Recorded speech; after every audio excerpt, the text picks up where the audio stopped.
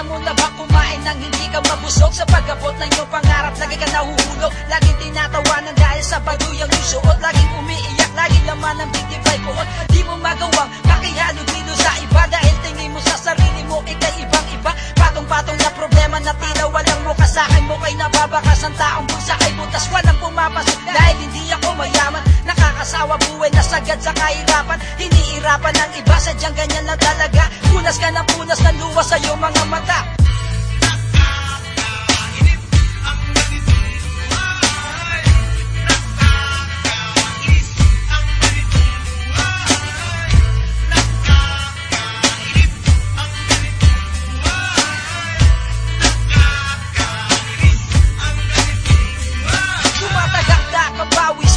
Labis-labis, pangarap ko ay sana kayang iguhit ng lapis. At para maiguhit ko, pangarap kong mansyon, nananakit na ang aking ulo sa kakailusyon. Dahil sawa-sawa na sa takbo ng mundo ko. Ano ba to? Umakalam na naman na sigura ko. Sigarilyo ang hawak, kinakausap ang usok. At parang bibigay ang utak ko sa mga pagsubok. At sana bukas pagmulat ko ay mayaman na ako. Marami ng pera nakasakay sa bagong auto. Manalo sa loto, maging isang milyonaryo na di ko na maranasan kahirapan gaya.